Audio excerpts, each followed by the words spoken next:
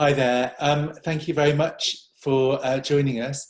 This is, I think, our seventh weekly panel of cultural sector experts, and they're here to help us think about our organisational and leadership challenges during the response, I guess, to the pandemic across the world, and in our particular sense, thinking about the cultural sector within the United Kingdom. And I'm going to ask each of our panel to introduce themselves in just a moment. And then we're going to spend a bit of time with each of them, exploring some of the most notable insights and experiences that they're having at the moment as part of their work in the sector. This piece of footage is designed for change creation and people make it work audiences. Change creation is a change leadership program running over 2 years, starting last November, for 60 leaders and 40 organisations. And People Make It Work is a consultancy organisation helping cultural organisations to change and develop. So first of all, I'd like to welcome Philipa Della to our panel today. Philipa, would you just introduce yourself, give us a sense of your experience, and then we'll move on and meet the other panellists too. Philipa. Yeah, hi everybody. As Richard said, my name's Philipa. I've worked in HR roles for over 20 years, so a long time, predominantly in generalist and communications roles. Have worked in a number of sectors, so I've worked in public sector, private sector, now working in the cultural sector in a large events and media business. Brilliant, thank you very much. I'm really looking forward to hearing about some practical steps that you've taken within your HR role, and what's worked, what's had really positive effect. I think that'd be really useful for us all. Lawrence, would you like to introduce yourself? I am Lawrence Becko, a freelance consultant, and originally my background was music, and I worked in the commercial and music industry and as a musician, and now I have a quite diverse portfolio which focuses across all art forms, and on two things in particular. I work with diverse-led and inclusive organisations, got a lot of grassroots organisations, especially those working with young people, and a lot of cultural education. And then the other side to my work is about well-being and professional development and elements of leadership. So I work with younger emerging leaders in our sector, and sort of supporting mid-career as well, mid-career professionals. So those are kind of my areas of focus. Great, thank you very much. We look forward to hearing more about both of those in just a minute. And so finally, Miki, would you like to introduce yourself? Yeah, hi everybody. Thanks, Richard. Nice to meet you all. My name is Miki Lentin. I'm a consultant in the cultural and creative sectors, but I'm a relatively new freelance consultant. Only really started off doing this in February time, and then everything kicked off. So life has changed pretty dramatically. For a long period of time, for around 10 years, I was head of corporate affairs at the British Library, where I was looking after marketing and comms and community engagement. But my background is predominantly in communications, having worked both in the public and the private sectors. I also, when I was at the British Library, I also set up London's Knowledge Quarter, which is one of the leading innovation districts in the UK as well. A piece of work that I'm incredibly proud of. And now working across a couple of clients, doing some work with the Houses of Parliament and the Imperial War Museum. So it's great to be here today, and look forward to giving you my thoughts. Great, thank you very much indeed. So starting with you, Philipa, I know that at some point during this filming, you're going to need to dive off into another meeting. So thanks ever so much, all of you, for making time in these complex and hard to manage times. Thanks for making some time for us. How does this moment compare in your experience, Philipa, with other changes that you've been involved in leading from an HR perspective? It is very, very different. I thought I'd been involved in every sort of change program there is going. Having worked in the travel industry when 9/11 happened, which was a massive change for that industry, and then having worked in a number of other sectors that have been going through big change, I thought I'd done it all. But this is completely different because it's impacting everyone. It's not just impacting the sector that I'm working in or the company that I'm working for, it's impacting everyone. And so that is very different. And also the fact that everything that we're doing remotely as well. So that is completely different, and it calls for a completely different set of tools when you're communicating with people, you're consulting with people, because you're just so used to setting up a meeting, getting everyone in the room, and being able to see people face to face, and meeting with groups of people. It's very different, and I think initially it took a little while for people to get used to. I think we're very lucky that we have technology now which enables us to meet like this, which is great. And if I think back to some of the change programs I've been involved in, I don't know how we would have got through it, because we just didn't have this technology available to us. So yeah, it's very different. I heard one of our colleagues yesterday, we were working on a project, talked about context collapse, and the sort of perspective of context collapse is that normally a particular area of your life might change. Your relationship might go on the rocks, or you might experience a bereavement, or your work might be struggling. And in each of those particular spaces, there's a kind of collapse of the future, a loss of a sense of a new horizon. Mm-hmm. But at the moment, we're talking about a kind of total context collapse, in that both economic, personal, cultural, national and international norms are all being shaken, and that leaves a really unsettled, it's very hard to find something to hold on to, isn't it, in those situations. What have you found has been working well then, in terms of kind of HR practices, initiatives within the organisations that you're working with?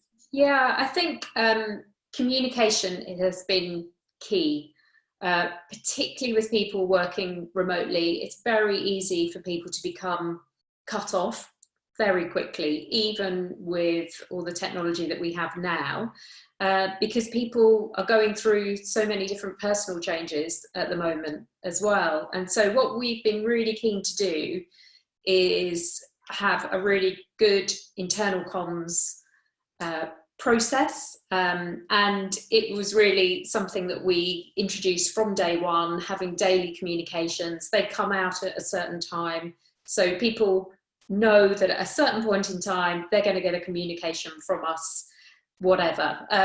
They're not all work or business related. Sometimes they are, sometimes they aren't. There's recommendations for programs to watch, links to interesting articles, books to read, all sorts of things. But we thought from day one it was really important that every day at 5 o'clock people are going to hear from us. We do a weekly all staff briefing, where everyone dials into a call, and we're really honest about what's going on from a business perspective, what we do know, what we don't know, and that has been really useful when we've then gone on to speak to people on an individual basis about certain things. We have a bit of fun with our comms plan as well. We have drinks, quizzes, all sorts of things, but just finding it really important to keep people connected in this very strange world, but also keep them updated on what's going on, and keeping these things in the diary. So even with an all-staff briefing, if we think, oh, there isn't much to say, just go onto the call and say, actually, there's not a lot to say, but really wanted to talk to you. And actually finding that there's actually more interaction than when we would do them face to face and then say, are there any questions? No one wants to ask questions. We have more interaction now, which is really good.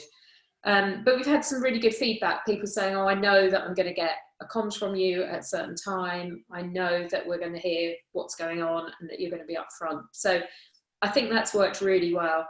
And it just shows, I think, sometimes that with some initiatives, we spend a lot of time trying to make it perfect. But I think the 80-20 or just even 50-50 here, just do something, speak to people, doesn't have to be perfect, just do it, I think has been important. Great. So And I what think that's, other things have been working well, would you say? I think it's been really interesting. You know, I don't think we anticipated this the coronavirus was always something that was happening far away, and I don't think we anticipated that it was going to impact us so much so quickly.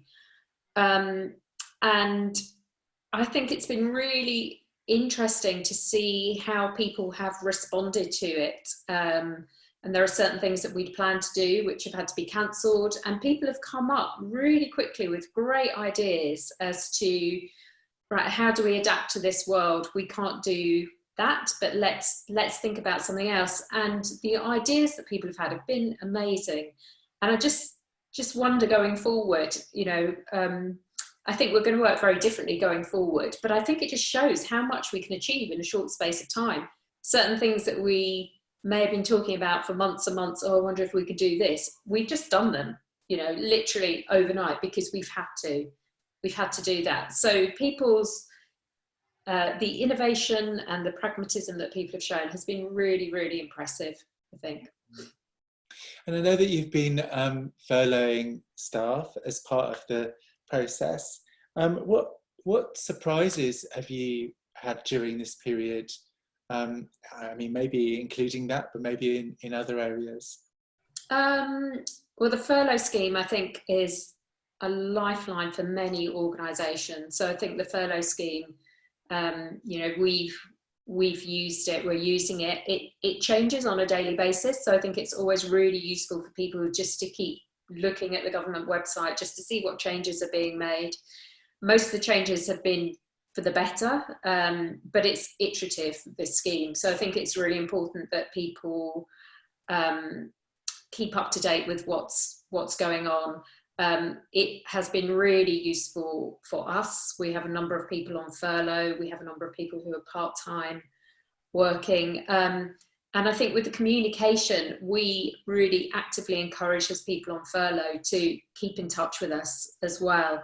They're not able to work while they're on furlough, but it doesn't stop them dialing into a weekly call, you know, an update call. It doesn't stop them getting communications from the business. So I think the furlough scheme has been great. And I think what I've been impressed by is people's understanding that something has to change and we can't carry on as normal.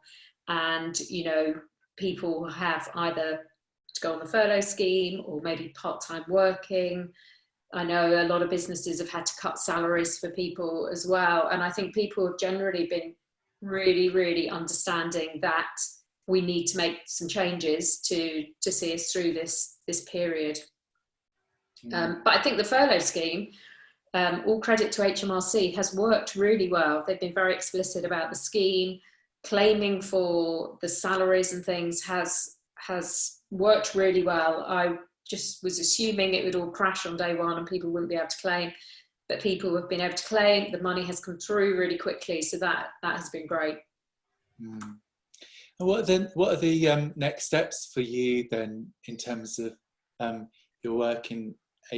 Yeah, it's tricky because we don't know how long this is going to last and what's going to happen, but I think it's really important to start thinking about the future. I don't think we'll ever go back to where we were. I think our ways of working will be different going forward. So I've been starting to think about that. Also starting to think that, you know, things happened really quickly, I think, with the lockdown and people working remotely. And to think that I don't think it will be as quick to go back to the way we were, but I think we need to start thinking about how we work in an office environment. I don't think we'll be the same as we were previously from an office perspective. There were certain things that we would definitely need to do differently for a period of time. So I'm already thinking about what that looks like when we go back into the office, but also just being more flexible about how we work. I think as in lots of organisations, there's an expectation that most people are in the office every day, but I think this period has shown that that doesn't necessarily need to happen. We can work differently, we can work more flexibly, and hopefully we'll look on flexible working. We'll sit in a better light than we might have done previously. So yeah, I think there are a number of things to think about.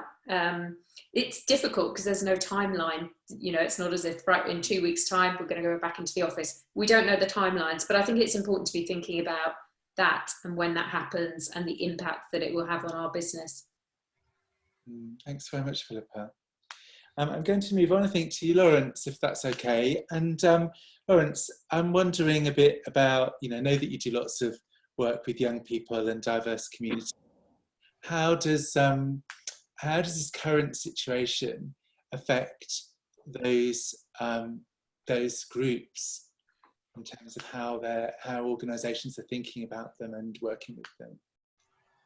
Yeah, no, thanks, Richard. It's a really it feels like a really important question at the moment, because the move was so rapid to this new reality that we're operating in, and I think being all working in creative organisations, we've got a lot of the creative skills to move activity online. And what's been interesting is that a lot of that had to happen before we'd been able to go through some of the usual processes we go through, like needs analysis with the communities that we work with and the audiences, and without being able to consult. So, and I think it was important that still happened, because we want things to happen and we want activity to be available to as many people as possible.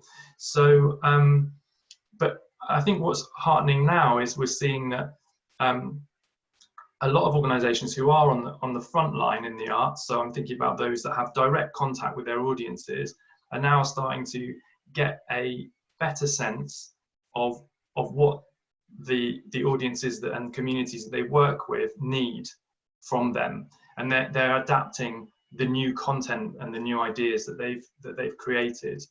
And something that's come out, I work a lot in cultural education, so with cultural partnerships and those kind of settings. And what we're seeing is that, of course, where there isn't access to digital means, so Wi-Fi and devices, that the divide is worsening, and so that there's a disconnect.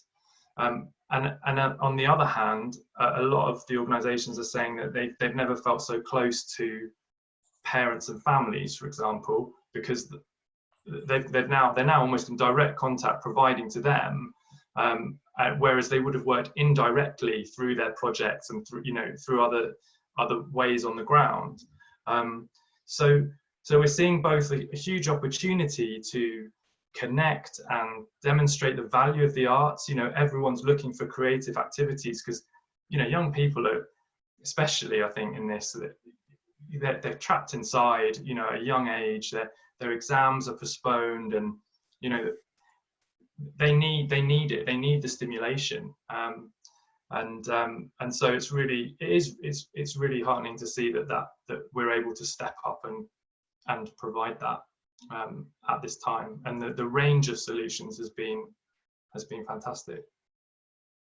And when you think about the first kind of response, if you like, to those young people and diverse communities, how do you think that might evolve? Because I know one of the areas that you have worked a lot in is around youth voice. And as you say, in this particular moment, our output hasn't really been in response to demand. It's been kind of forced by the emergency. How do you see kind of youth voice evolving as we go forward? Yeah, I think it's really interesting, because I think organisations have been so. I see youth voice as a form of change. It's a change project in how it happens. You have to really adopt a new mindset of. It's all about listening to young people, essentially, and I've seen a lot of organisations go on a really amazing journey with that, and start to integrate that. And I think those who are equipped already will probably start to find more and more ways to do that. So I'm a trustee with Connecticut Blocko, who work with young musicians in inner city London, and they did the same thing. They put a load of activity out in the Easter week, but now they're taking the time to evaluate and to listen to how that went down. And really interestingly, where we were planning more pre-recorded content and activities for them to do, they've actually told us they want the social side, and they want to try and make music together on Zoom, even if everyone's playing at a different time and it sounds chaotic. They want that experience of being together, which is a really wonderful bit of feedback, and obviously we're adapting to then be able to do that. So I think what we'll start to see, hopefully, is a conversation with young people emerging, and I think this goes, by the way, for any group, any vulnerable group, or any group that needs to be heard, or that we need to try extra hard to listen and include. I think we'll start to see a conversation emerging where people start to feed back and say, actually, what we most need is this. I work a bit in refugee arts, and one of the first things we had to do is get instruments to young people. Lots of the kids didn't have it, and they told us that's what they needed. They wanted to play. They missed playing music. So instruments have gone out with some of the food deliveries, for example. And I think there has to be this dialogue that evolves. And let's not forget that a lot of the people we're talking about here in terms of young people are digitally native and probably have even better ideas than us about what we could be doing online, because we're all sort of trying to find the latest technology, but they've probably been using it for years, and we're catching up with them. So I think a two-way dialogue is going to be an essential next part of it, and hopefully these organizations will soon be able to get face-to-face again, because there's nothing like the visceral experience of art and creativity and culture. I do hope we get back there sooner rather than later. And I know that that kind of work with young people and diverse communities is sort of part of your practice, and the other part is focusing on well-being and professional development, as you said. Could you say a bit about the well-being agenda, both in terms of kind of what you advise and guide people towards, and what you've seen happening in that area over the last couple months? Sorry, can I just interrupt? I've got to leave now. Yeah, sorry. thank you indeed for joining us. I'll see you soon. Thanks, Philipa. Bye-bye. Yeah, Lawrence. Yeah, I'm actually going to pick up on kind of what Philipa was talking about. It's been so important from an operational side that organisations are looking at well-being. I suppose my reflections have been on, again, the speed of the transition meant that one day people were working in an office or an institution or a setting that had a certain physical nature, and then they're at home, and it's a different realm and a different zone. And for some of us as consultants, we're quite used to working at home and being alone, which is a huge new thing, is people spending so much time alone, or for those who are in busy families, spending so much more time with family members in a way that's homeschooling and caring for people who are sick. So suddenly these worlds blurred, and I know how long it's taken me over the years to look after my own well-being and that balance between the work-life balance. Imagine having to do that in just a few days. That's what people have been going through. And I think about I've been doing some work with the British Library on working. It's called Working Well from Home. So it was all about trying to gather together as many resources as possible to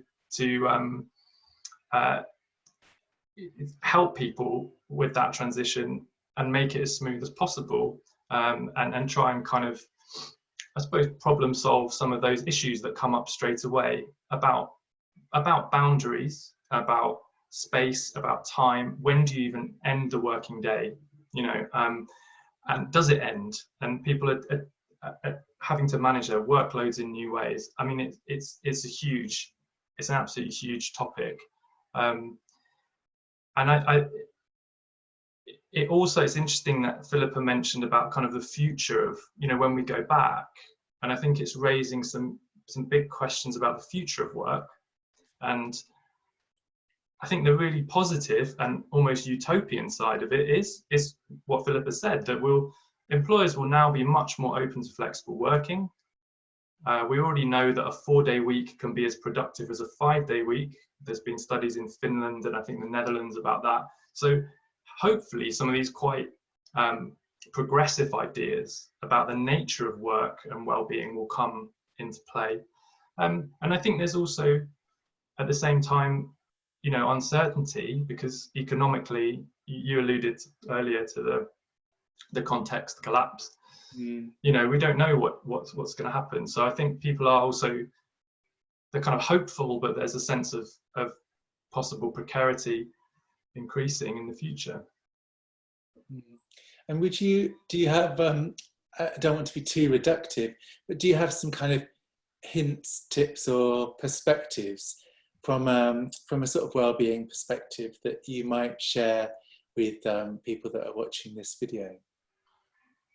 Yeah, I think, a lot of my top tips would be very practical, because I think it becomes almost instantly about our basic needs. So sleep, get some sleep, get some sleep.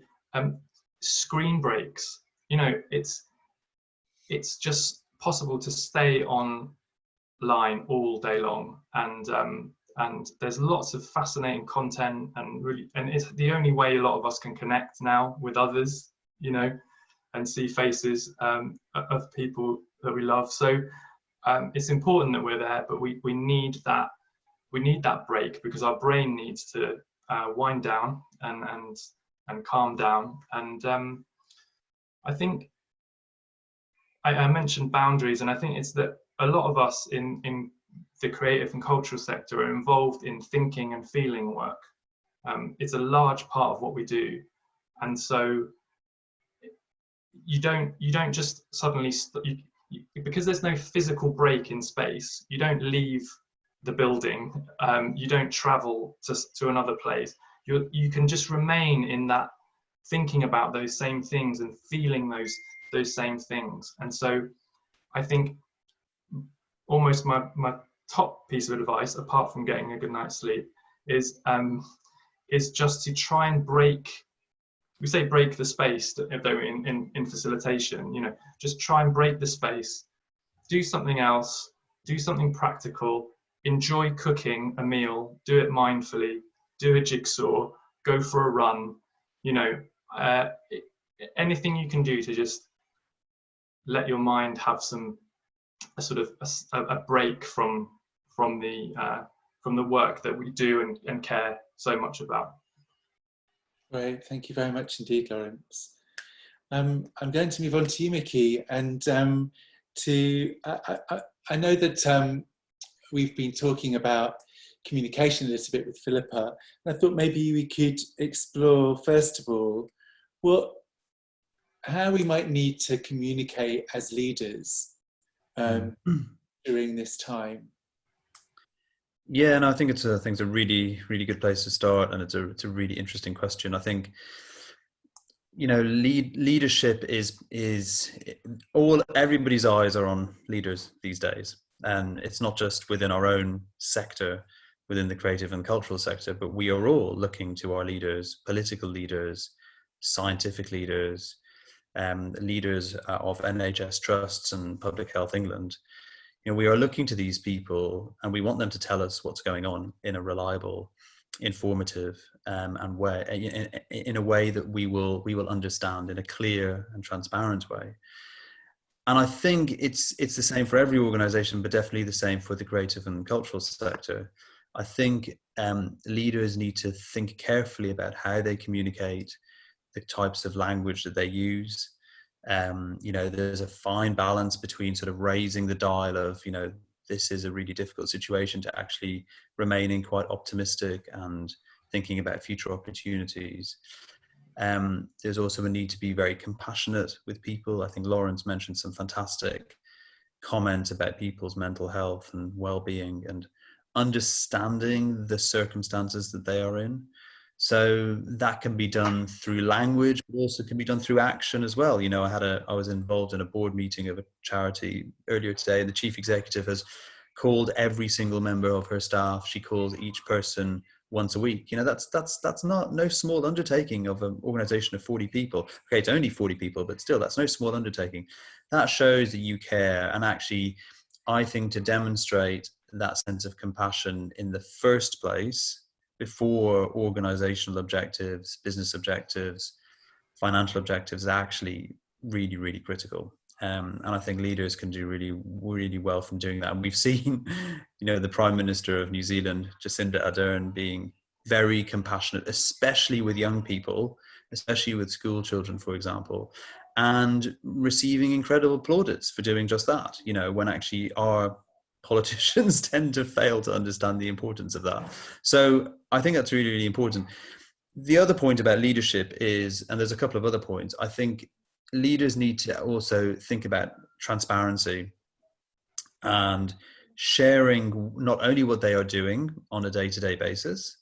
I'm a big believer in a transparent CEO anyway, even during normality, that actually a chief executive or a senior leader should be constantly walking the floor, constantly talking to their staff, arranging regular team meetings, etc.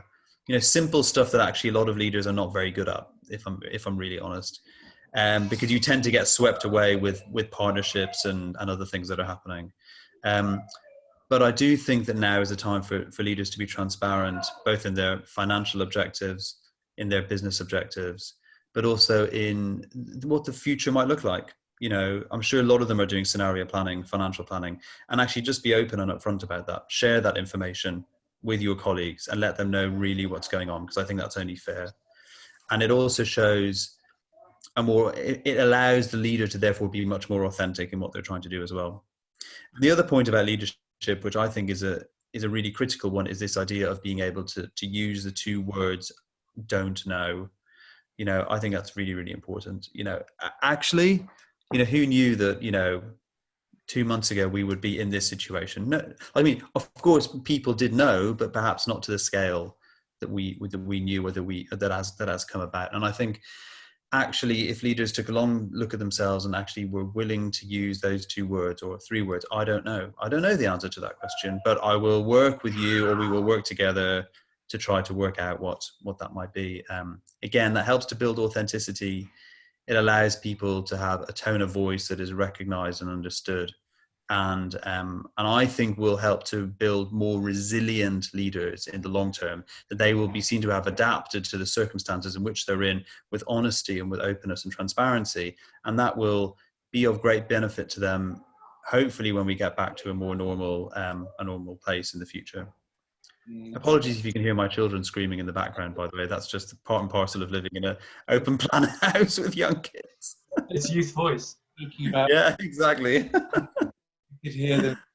It's a good thing. It's for sure a good thing. I know that you're really interested in language, and you're really interested in what's possible. And I'm wondering how to think about opportunities at such a time, because it becomes quite a difficult territory to navigate.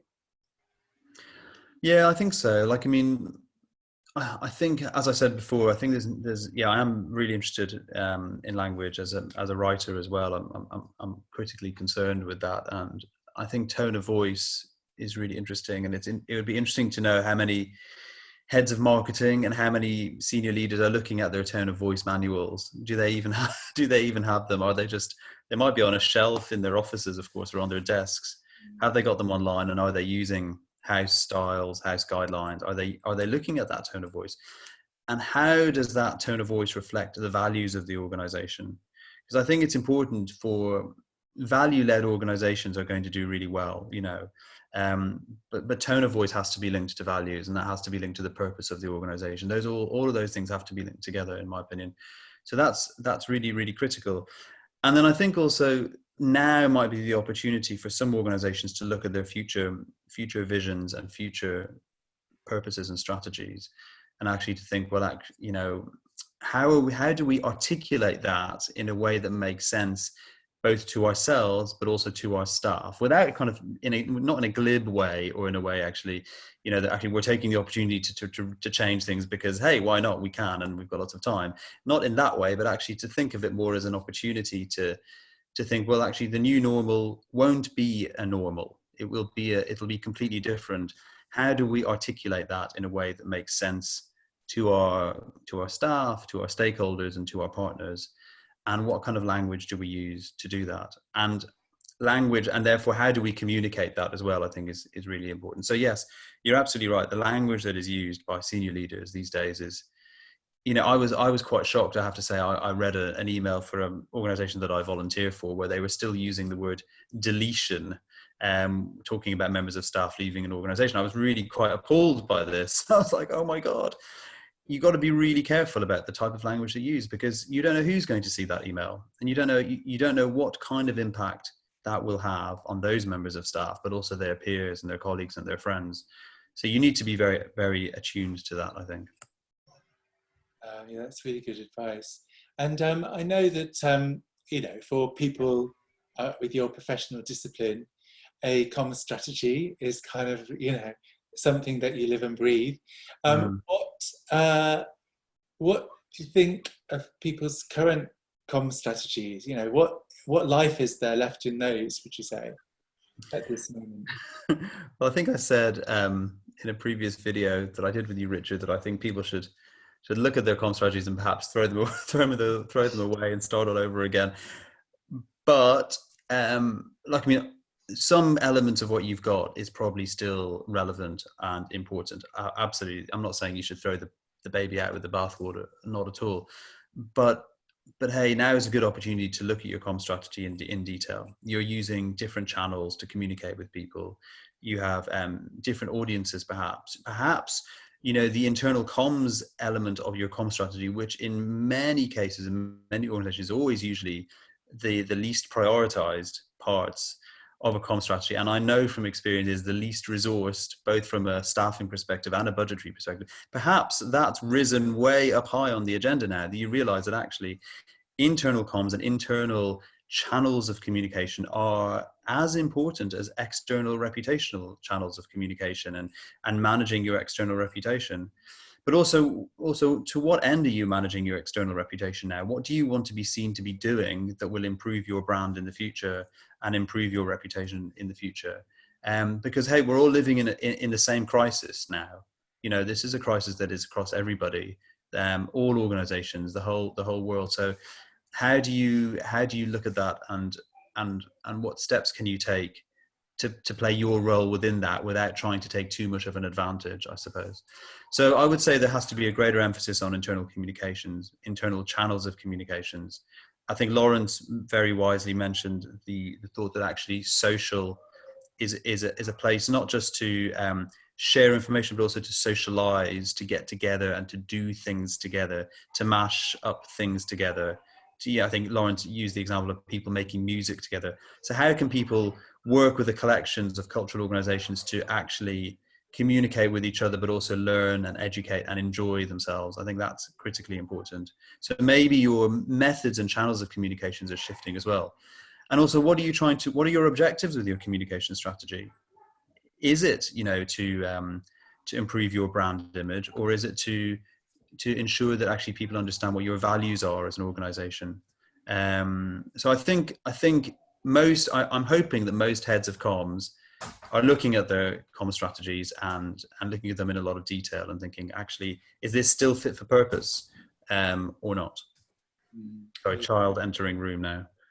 And yes, she has entered the room. That makes a lot of sense to me, and that I presume that that in such an uncertain time, a common strategy has even more iteration and responsiveness in it than it might have had in the past. You know, I remember people talking about like loading up, like, you know, tons of like broadcast messages, and that feels like a really unlikely thing to do at the moment, given how we just don't know what's coming. So presumably our common strategy has got more listening in it and more more iteration and responsiveness than it might have been a bit more. Yeah, I think the word listening is a brilliant word, Richard, absolutely. And I think we all have to be better at listening to each other, sharing people's concerns, and that idea of compassion as well. And as I say, I was really impressed by the CEO of the charity that I'm on a board of, who actually listens to everybody's concerns. And perhaps in the past we weren't as good as doing that as we should have been. A good comm strategy, however, in my opinion, should be no more than 2 pages long. Actually, you know, it's a very, very simple. You know, people like to pay people like me loads of money to do this. And actually, yeah, I'm very, very happy to do these, to do that work, obviously. But actually, the simpler, the better, really.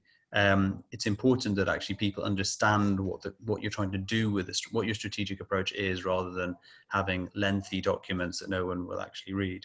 But I think listening is an important part of that. And I think that what your comm strategy that might be relevant, say, for the next 3 to 6 months, again, might change. It should be a living document. It should be a document that maybe you consult with your members of staff on, and actually maybe survey them and say, you know, what do you think? What do you all think now about the future of our communications? How do you think that it's been working? Do you think the internal comms should be dialed up? Do you think it should be dialed down? Do you think we should do more on social?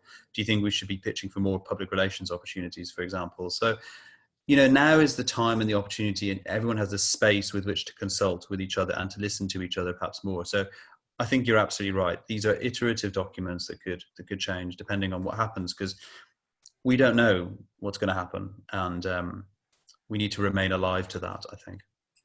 Brilliant, thank you. Lawrence, finally, have you got any kind of reflections on the conversation that we've had today, some of the contributions from Miki and from Philipa, or other themes that kind of feel like they've come through that you'd like to end on?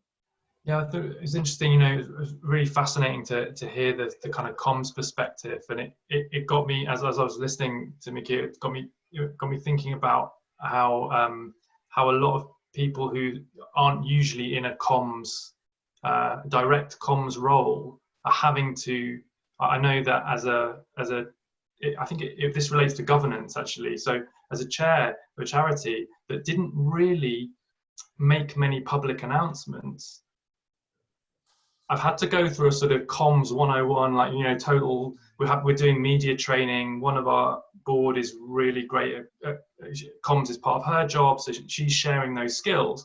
But this was something that wasn't, it maybe could have been, but wasn't very high up our agenda.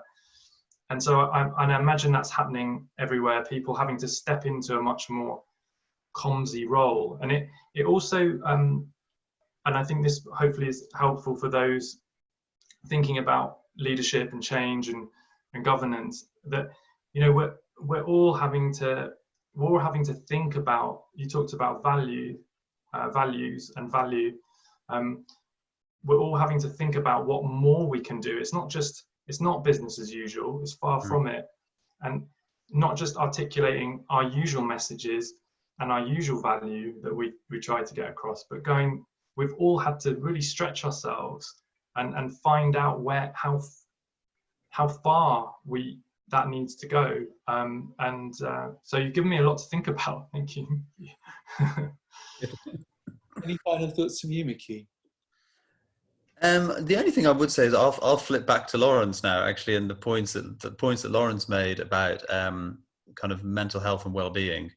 And some of the tips you mentioned I thought were really, really good, and actually some of the stuff that I do I try to do anyway. But I think there's this kind of sense of, like, I mean, loads of people have written about this, but this kind of sense of re-engagement with family, with friends, and with the self as well.